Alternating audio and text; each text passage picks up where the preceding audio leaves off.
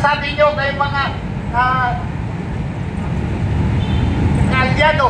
Dapat ang bayan gising na. Grabe, bilyon-bilyon pera bulsa Lalo nila. to si Senator Wing Gatchalian. Anong sabi niya? Sa komento niya, sa revelasyon ni Saldico, sabi niya, huwag daw daan sa video-video. Kailangan umarap ng personal. Pinagtatanggol pa niya. Like and share po. Harapin nyo!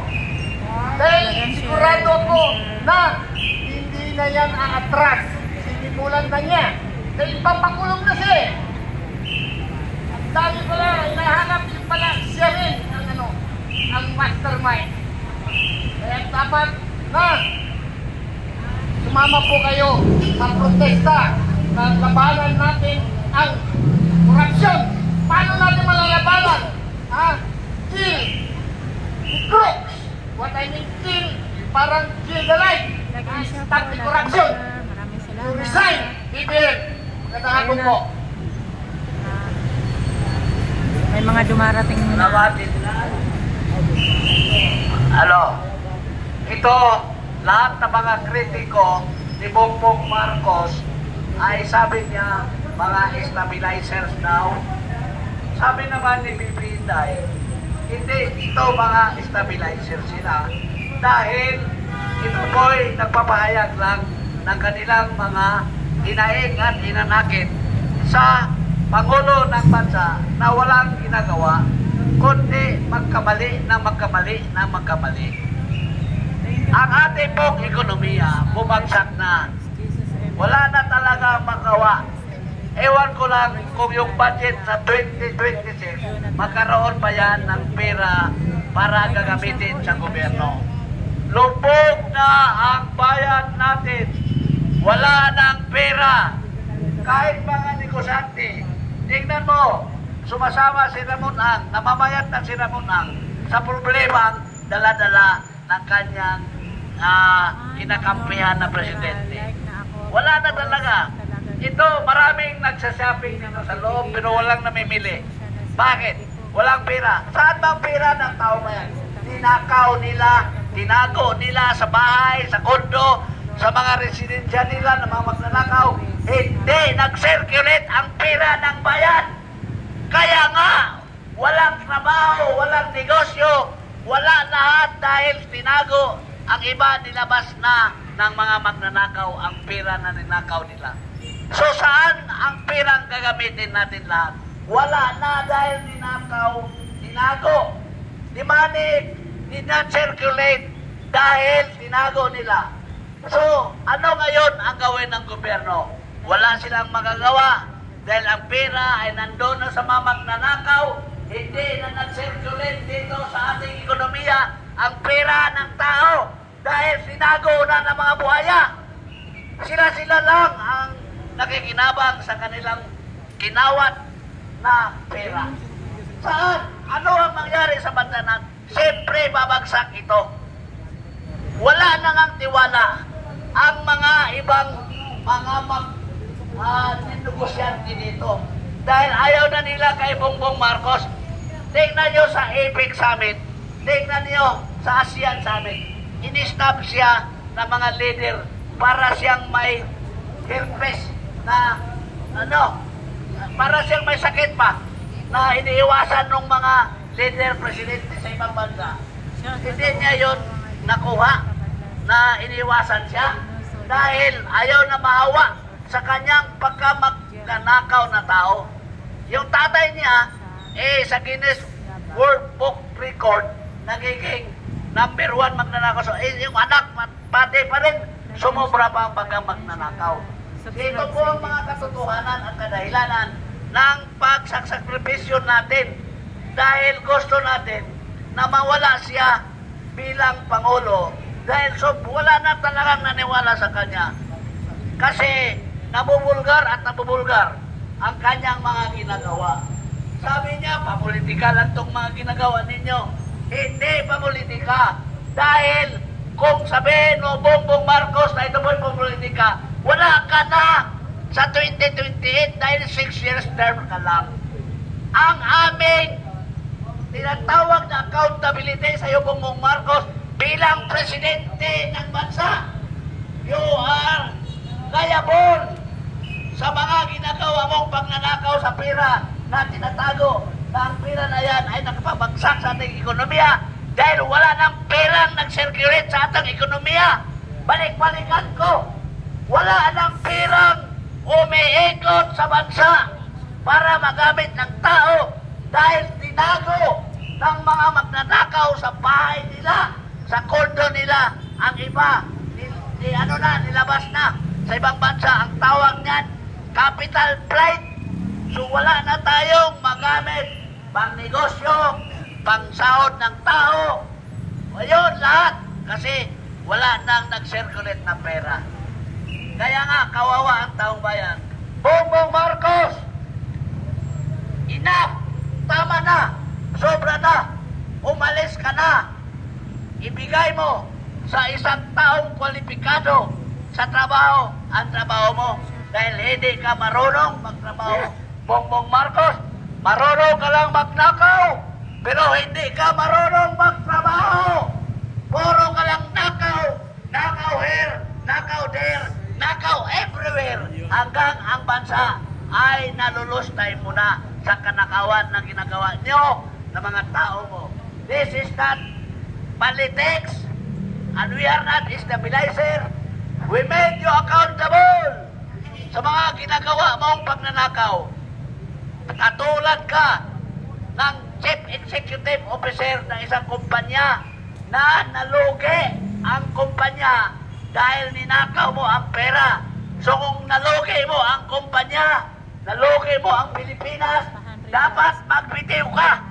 Dapat alisin ka dahil hindi ka marunong mag-manage sa resources ng ating bansa. Yon ang katotohanan. Hindi ito politika, kundi pananagutan mo, Bongbong Marcos, ang ngayong ginawa sa bansa. You are liable, you are responsible sa mga ginagawa mo. Kaya dapat mag-resign ka na upang ibigay sa isang kwalipikado na halili sa inyo ang Constitution said, in case hindi na marunong ang presidente sa trabaho niya dahil baliw, adik, bangag, kailangan palitan ka ng iyong vice-presidente according to the Constitution of the Republic of the Philippines. Mamuhan ang Pilipinas. Like and share po. Like and share.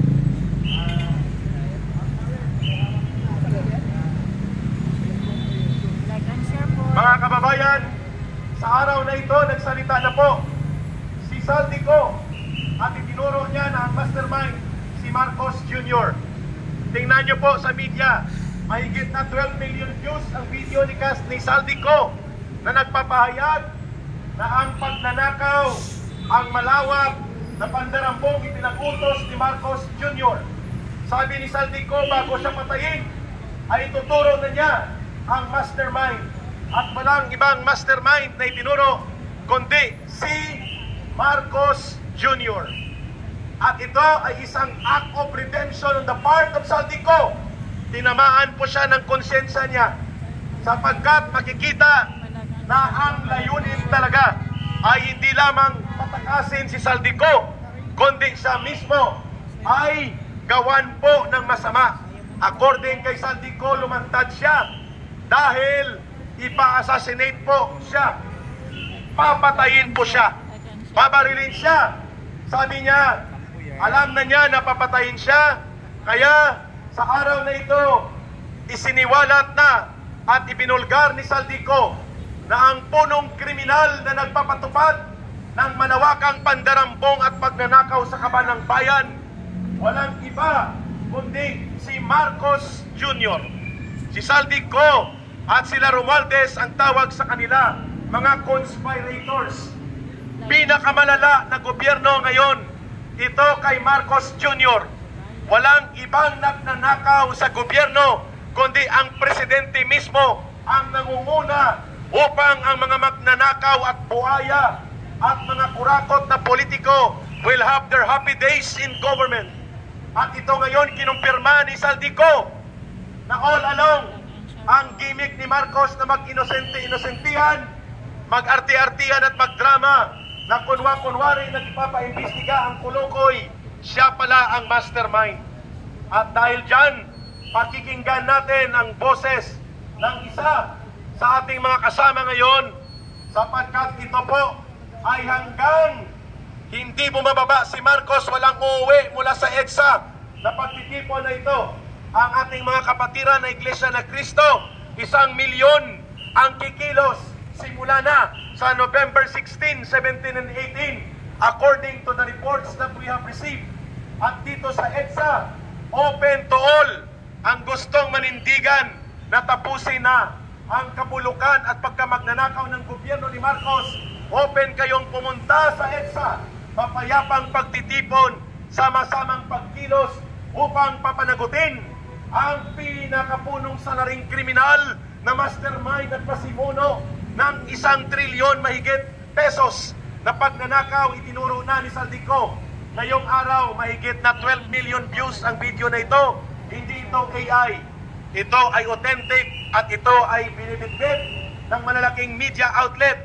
At sinabi ni Saldico na siya ay papatayin na, kung kaya ito ay parang ay tinatawag ito na anti-mortem statement na ni Saldico. Tama ba, General? Kasi kung patay na, post-mortem yun. Kung bago ka mamatay, anti-mortem statement ang tawag doon.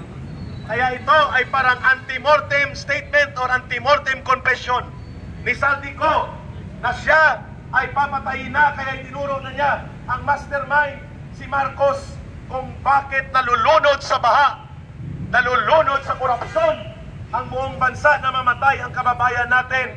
Mahigit na 200 ang patay sa baha sa Cebu. Ang putang inang flood control na 26 billion sa Cebu. Ang pasimuno pala ng pagnanakaw, ang putang inang presidente. Yan po ang totoo na itinuro ni Saldico ngayong araw na ito. At sino ang hindi may skandalo sa ganyang kalagayan na you are elected to be the president, to lead and protect the people and lead the country ng tama at matuwid. Ikaw pala ang pinakapasimunong tarantadong kriminal na nagpapalaganap ng pagnanakaw. Gusto nyong mapakinggan ang boses na ito? Tawagin natin si Brother Oliver. And then si General Daos ang susunod na magsasalita. Muli, para may boses si Ka Eric, sapagkat ito ay hanggang December 31 ang rally na ito. Ang haba. 3 araw lang, dapat lumayas na si Marcos. Yan ang taning ng taong bayan sa kanya. Brother Oliver.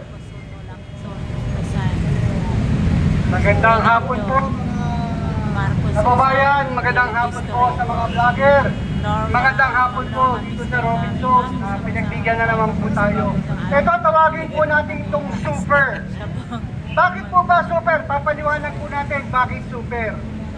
Dahil si Bongbong Marcos po ay super sinungaling. Super ang korupsyon.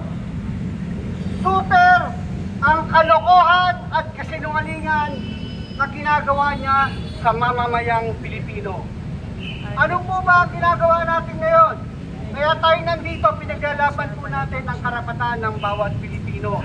Pinaparating po natin sa kanila na ang gobyerno ay walang karapatan dahil sila po ay mga magnanakaw.